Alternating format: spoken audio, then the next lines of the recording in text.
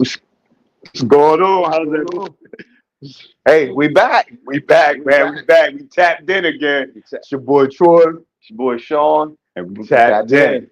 Hey, this is episode 11 and a half. You know what I mean? All Let's call right, it 11 11 and and a a half. half. You know, we had a little bit of technical difficulties on the last one, so we just kind of doubling back, uh, talking on some of the things that we talked about before. But if you tuned in, you know, and this it's just popping up, you know, make sure that you're liking, that you're subscribing, that you're following us on Facebook, on Instagram, on YouTube, and that you subscribe in all of those places so you'll get the alerts when we go on live, which is always Thursdays, 7 p.m. You know, that's when we want you to tap in and be feel free to comment, um, and be a part of the conversation. You know, we really want to hear from you guys. Maybe some of the things that you would like for us to talk about, get our perspective and our thoughts on it, and feel like you involved in the conversation with us. Most definitely. And, we talk all the time. That's what we do. We chop it up. We love to bust it up, but we like to hear what you guys have to say. You know what I mean? Because perspective is everything, and we can you share and learn from each other. So tap in, let us know your thoughts, and most of all, like you said before, subscribe, like, share. Um, what you got going on this week, man? Well, I might well get it out the way, man. Get it out the way. Last time we talked, it was a big game coming up later that week, and yeah, I mean, I'm a Ravens fan. You're an Eagles fan, and I mean, if you watched it Oh, and okay. you tapped in, you know what happened. You know what I mean? So I'm gonna go ahead and take it, let you get it off your chest, man. Hey, I don't have much to say, man. Because look, if we talked last week, I would try to convince you that yeah, we there, but now we're another win in, so we are who we say we are, and we all the way, man. So So what y'all at a nine game? 9 game winning streak, man. And the difference between this year and last year, what I say, these wins are a little more convincing. Barring last week, last week was a little. I think we could have started a little sooner, but I'm more convinced that this team has the ingredients to actually go because they're not. We kind of look like how Kansas City looked this year. That's what we looked like last year. We was kind of scraping Okay, by yeah. 3 points here and there. Now we get more convincing wins. I think we own something. So you think it's the offense or you think the heart of the team? You think it's the offense or the defense? Any given Sunday, it could go either way. I think they both sustain. So if you have like what I've noticed, the weeks when our offense was struggling, the defense sustained us. But vice versa, it's been weeks where the defense started off pretty slow and the offense were putting up more numbers. So with Saquon, he's the spark that we need. So he's always sparking it, and I think we balance it both sides of the ball balance out really well. Okay. Um. So like for me, man, watching that game, I feel like that game could have been a lot closer than what it was. Mm-hmm. And I never thought I'd be saying this about us. If our kicker could kick, Yeah. I'm like looking at him right now. It's like I don't know if he got the yips or I'm not sure what's going on. But we lost to the Steelers, kind of the same way. You know what I mean? Where he missed two field goals, and like for you guys, it was more of like okay, we getting in scoring territory, Mm-hmm. and we can't get no Right. points, and Right. then that what I mean, that snowball starts going, y'all start scoring, and then it's just like we feel like even if we get down there and we got an opportunity to put points on the board, we can't even rely on the one thing that we could always rely on before, which is the kicker. So what is it with kickers though? Because I mean, we're saying that across the league. I'm on this kicking one of those positions where when you own, but if you off, it's mental and you can't get past it. Because you're saying it with the best, some of the most automatic kickers in the league. I mean, he had a 10-year run. Yeah. Man, 10-year run, man. You telling me you come back one season and you can't kick no more? I mean, I don't know if it's the Royal Farms commercials. I don't know. Right. I don't know what it is, Right. man. But Right. yeah, we shouldn't be seeing him go through that right now, man. And as a coach, like that's your guy. But at some point in time, you Yeah. might have Yeah. to sit down for a minute, man. Oh yeah. Like, Oh yeah. Yeah. get some act right. And I know his teammates was on his tail, man. Oh, pause. Oh, man. I'm glad you said that, man. I'm glad you said that, man. What, man? What's up with that, man? Oh man, pause. You gotta be careful every time you say something now, man. It's pause everywhere, man. And you know what? It's funny. It's all funny games, but man, in all reality, man, I think it's getting a little too far out there, man. To me, I think it could be immature in a lot of situations, man. Because I mean, if I'm trying to convey something, and I'm talking, and I mean, I don't want to have to monitor everything I say, Right. because you're sitting there waiting for a pause. And granted, it can be funny, but it could be irritating too, man. I think, yeah, it's getting a little out of hand, man. So you're saying it should be settings where, I mean, that can be played out. So like if we in a meeting, I mean, somebody say something reckless, it's just like, okay, I mean, I'm gonna let that slide because I mean, you might not know, might not be from the culture, but I mean, if we had the cookout and I mean, you just going crazy with it, Yeah. it could be worthy of a pause. Oh, yeah, it's worthy of a pause, so you need to check yourself. Right. But I mean, I'm in a pulpit, or he's pastor in a pulpit. He's trying to convey a message, and however it comes out, that pause moment can distract you, man. It can distract you. And I love some of our podcasters, man. I love what they're doing, but it's a lot of them, man. I mean, how all day long, man. That's all they do is pause. And then I think as you get older, what I mean, it's just like, yeah, it is what it is at some point in time, unless it's way out of pocket. It's like, you say something way out of pocket, say, yo, no, man, what are we doing? Yeah. Because sometimes, man, I mean, some of them pauses, I'll be listening. I'll be like, man, these cats fishing. Like, why did that even come out your mouth? Like, now I tell you, man, one of the funniest things I've seen is the mashup of the NFL commentators. Talk, what I mean, they got mashups with them talking about the D and they did the worst. They did the worst. It was one bit where it was these two ladies and they was sitting on the couch drinking wine, and they was watching the football game, and they would just kept playing these clips of something they were saying, and before the end, like by the time it was over with, they was smoking cigarettes. Man, a pause moment do it, and you could tell when you'd have messed up too, right? Because the whole movement's like a jump back, like, hey, yeah, you like pause, man. Yeah, but yeah, man, we gotta grow up. Yeah, we gotta grow up.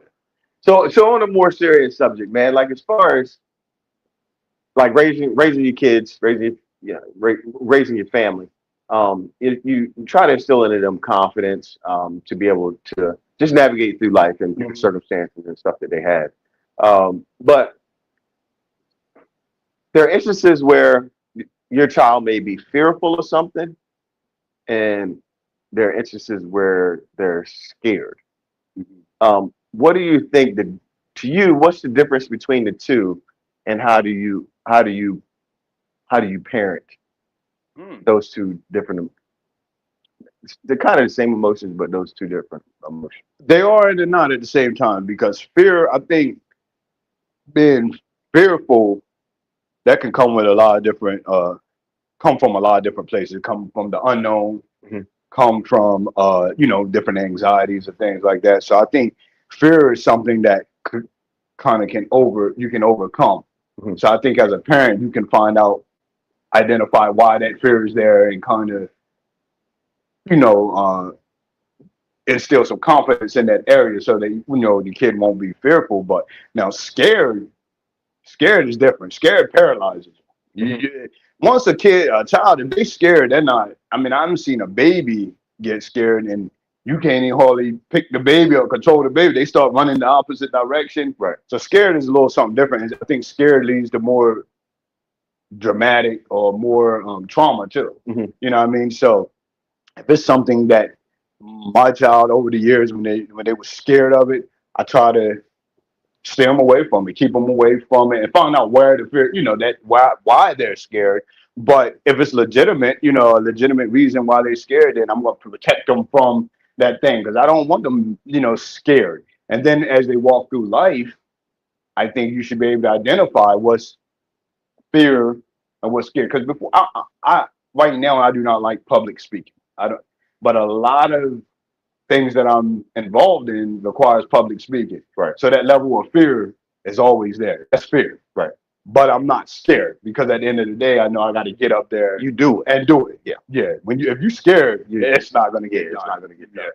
Yeah. And it's weird because I think about it. I was listening to a podcast earlier this week, and it was actually a Jewish podcast, and they were talking about some of the simple family things that like they feel like the husband should teach their children, right? Mm. And one of the things like that they kind of in the Jewish law that they command the father to do is to teach their sons how to swim. Mm-hmm. And you think about like how many times in our community you have people who are scared of the water, Mm. right? Mhm. And it's like there again, we don't know why that is there, but if at an early age they were introduced to it and in a way where it didn't make them be scared or fearful, that wouldn't be there. And so sometimes it makes me wonder, is it because is it too much sheltering that makes them, because they could be older when they experience, when they see something now, like it's different like with a child with a clown. If they see a clown for the first time, it's just like, oh, they're fearful of it because they've never seen it before, and it looks, all those colors and stuff look scary to them. Right. But sometimes is that kind of learned behavior? Is it kind of passed on behavior? Because there's that fight or flight, response to things, and some people just in their genetic makeup are gonna fight. They're gonna, they're gonna just be fearful, scared, and then some people will fight, right? Right. But it's the key to it. Like I think I agree with what you said.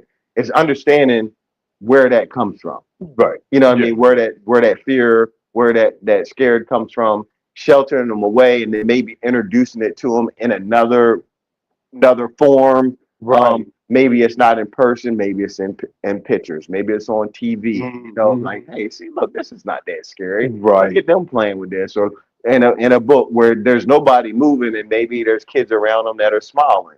Right. To kind of tamp down that level of fear of being scared. But I do agree with you. If you're scared of something, it can become completely paralyzed. Yeah, it mobilizes you. But I think too, as parents and a lot of us, and like when we grew up, we didn't have 4,000 square feet homes and all that. We was right on top of each other. Right. So whatever conversations are going on in the next room, Mhm. these are the conversations we're hearing too. Mhm. So my parents, they, and neighbors, they love the news. So they always talking, oh, uptown, this happened, or man, the boys around there. You're talking about what's going on in the news, but listening. And these things that I've never saw before, but I'm thinking in my mind, man, I was just scary going around here, and I've never seen this, but now I've created a fear just off of what I'm hearing. You know what I mean? I'm hearing the conversations. So I think lots of times, it, like you said, it depends on how you're introducing things. Even like with swimming, I know you use that as a reference. If you take me to the water the very first time, you throw me in and don't educate me on it, Right. then for the rest of my life, I might be scared to swim. Right. Now, if you tell me we're going swimming and I've never been in the water before, I might have some fear there. Or when you get there, you say, hey, stick your feet in, do this, do that. That fear is eventually going to go away because you're going to, ease me through it, coax me through it. So I think it's all about how you introduce your kids to certain things, Right. And so just to take a step further, because like I've got a family member who is afraid to drive over big bridges, Mm-hmm. right? Mm-hmm. And they talk about that all the time. And so I'm always mindful, like when I hear them say that to like around my younger kids, I circle back to them, Mm-hmm. and like there's nothing to be fearful Right. of. That stops you from all these other opportunities. There's places that you can't go or drive to, or you have to rely on somebody else because you're allowing this this fear to scare you enough that you won't even go over there. So you're limiting the possibilities of who and what you can be by allowing that to control you, Absolutely. which is something that's totally controllable. Totally controllable. And it's true story. It's funny you said that. And I know she wouldn't mind me sharing this. My wife, when we first got together and got married, she was the same way. She would not drive over a bridge. And you know, a lot of my family were in North Carolina with VA, so we like travel a lot. And one day, man, this was young. We were probably in our early 20s. We got to the bridge and I stopped the car. I said, "Come on, get in the driver's seat." She said, "No, no, no." I said, "Come on, get in the driver's seat. I'm here with you." Man, tears coming down her eyes. The whole time she's terrified. And she drove over the bridge, went through the tunnel. Well, we this the tunnel and everything. She went through it. She was a little upset with me, a little shaky, but till this day she still thanks me because now she can get in the car and go anywhere she want to go. I'll fall asleep while she go over bridges now. But if I didn't do that day, that could have lasted another 20 years Or the rest of or the rest of your life. Yeah. And then you can't go, like you said, you're cut off, you're limiting yourself. Right. And you're relying on other people to come and pick you up. Like you could even have a car, but what good does having a car if you got to travel upstate? If I got to travel to, let's say one of my kids ends up moving to Philly and I got to drive to Philly to go see them. I can't even go see them or my grandkids, in the future if I'm afraid to drive across the bridge, or I got to wait until somebody from down here is going up there and catch a ride. Limitations. It limits you. Yeah. You building walls for your own self. Right. And you see that so much. So being in business, you see that with business, you see that with finance. I mean, now that we have more information when it comes to finances and things like that, I think that fear can I think we can kind of let go of some of that fear. I think now a lot of folks are scared, and they're scared by what they're being told. They're not scared of what they experience. Right. And you have to experience some things. I mean, because if you say, okay, I want to buy a house next year, then even though it's a fearful process, you still have to take the steps and start doing it. You know what I mean? And I think the difference between the people who do achieve some of those goals are they overcame the fear, and the ones that was bound by being scared, like we said, they paralyzed. Right. Yeah. So that's what's up. So we still good back there? Man, I can't see nothing. I was looking earlier. I don't know what you was looking into. All right. So trying to think of which one I want to touch on, man. Which one you think we should? The household maintaining, or I like that. I like that. I like that. All right, so we'll talk on it. So what's your thoughts on, obviously we didn't have to grow up in this. We were fortunate enough to not choose this position to be in. But if it did happen and you had a child and you're no longer with that mother, and the child's living with the mom, is maybe half-time with you, half-time, and you have a family, right? You've moved on, got married, or even if you're not in a relationship with somebody, but your child is staying with their mother. How much of a role do you think that a man should play in the environment that his child is growing up in and around? Yeah.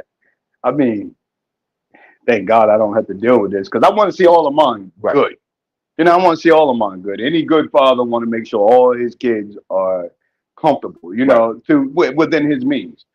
So in a situation where I wasn't in the same household with my kid, I wouldn't want that kid to feel like they're without something that their siblings, or if I did have kids living with me, had.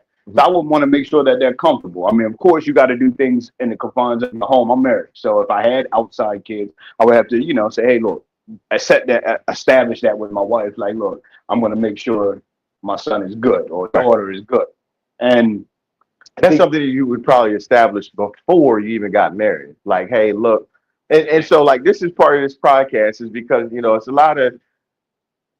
it's a lot of narratives going on out there, right? And from the perspective of where we are now, being able to have the opportunity to kind of look back on life a little bit, We middle aged, but to say, okay, well, if you did have a child and you wasn't with that woman, I think one of the first ground or guidelines that you should have is for the person that you are choosing to be with next to understand where this child, what role this child plays in your life, and how much you're going to play a role in maybe their living environment that they're in, or making sure that they got they got decent furniture or a nice bed to be able to sleep on.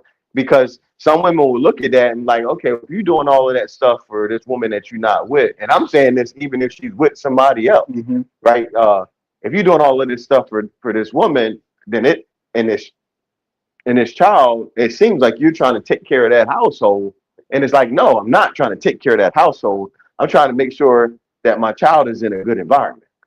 Absolutely. And I think it speaks to your qualities as a person. So if I would, man or woman, if I'm dating someone and they have an outside child in a different household, if you don't treat them as immediate family, then that would draw a red flag to me, because especially as a dad, a parent, what I mean, a dad, a father, because I'm like, okay, if it's that easy for you not to take care of that child over there, then that to me that would be a red flag. So that any woman who doesn't support you supporting your kid, in another situation, I think that's a red flag as well, because why wouldn't you want me to? And 9 times out of 10, at our age now, let's say if something would have happened, if I got with somewhere else, they probably had their own kid. Right. And you're gonna expect me to take care of this household and your kids. Right. So of course I'm gonna take care of mine. And I think that's where a lot of sibling rivalry comes too, because I've seen it firsthand where a father would take care of his stepchild, but more than he would take care of the kid that his biological kid. Right. And it's because of what we're talking about. He's not in this house. I'll make sure this house is plush. Right. While he live wherever. Yeah. So do you think it's so if you stay in the houses that we got right now, do you think how far is too far? Is it making sure that, are you helping them get a place in a decent area? Or it's up to the mom to find the housing, and you'll help out with getting them some furniture. Obviously, clothes and stuff is your son, but or daughter, food, things like that. Like how much should you be playing in the role to make sure that your child in that other household is okay? I mean, everybody's resources and finances are different. Right. But if you're in a financial state where you can help, if you're going in with the motive of this is for my child, so think about this. Your child live with their mother. She's doing the best she can, but your bedroom, you got an air mattress, you don't have any games or anything in your room, your TV, you don't have a TV, small TV. Well, we know friends come over to your house. You want to have your friends over and all that. So if my kid expressed to me, say, hey, Dad, it's embarrassing, I don't like for my kid. Now I'm going to want to make them comfortable and want to make sure, because again, they didn't do anything to contribute to this situation. Right. This is between us. So, hey, I'm going to take care of mine. I'm going to take care of mine. I'm going to take care of that household. And even to the point where, let's say, and it's not always like this, because I know it's a lot of single moms that's doing great. But even when it comes to resources and stuff, if there's a resource that I have, and I know that my baby mom would benefit, that in return would benefit your child, benefit to my child. You put it out there. Putting it out there. Yeah, I'm keeping you tapped in. I'm keeping you tapped in. That's it. Yeah, well, and I feel the same way about it. But if you talk to a lot of guys, they might not feel that way. But I think if you stand on being a man, a husband, a father, you got to be consistent with it. Because then the other thing is, when they come to stay with you, you got the best of what you can get, right? And so now they comparing the two, and it's like, man, I'm coming over here, and it's like this. Now I gotta go back over here. Right. It's like, okay, well,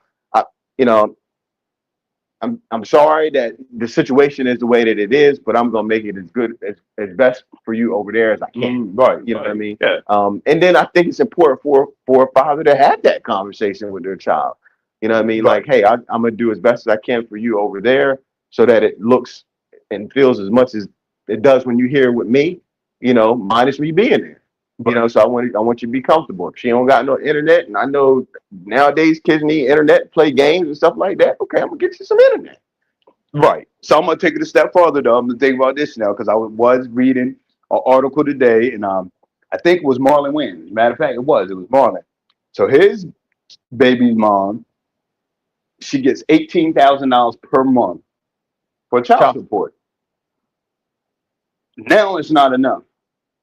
So she's taking this guy back to 18 grand a month. That's what he's giving.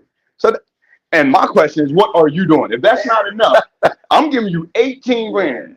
What are you doing? Because so now, and that's where a lot of the pull come, because I mean, I know we're talking 18,000, but you got some guys that's making 60 grand a year. Right. And he's court ordered to give 15 grand, a good third or fourth of what he's making. So it kind of ties his hand when it comes to all that. I need this bid, that TV. So right.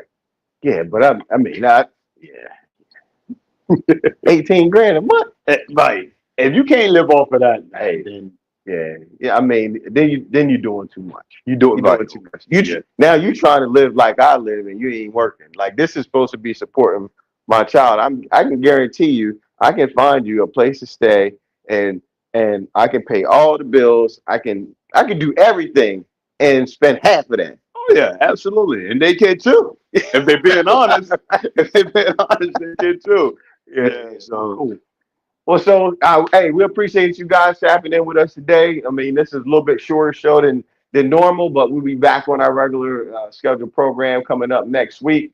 Again, like, comment, share. We want to hear your feedback as far as the conversations that we have. Hey, maybe you might got a different scenario, different thought of one of these scenarios that we talked about today. We'd love to be able to hear about that too.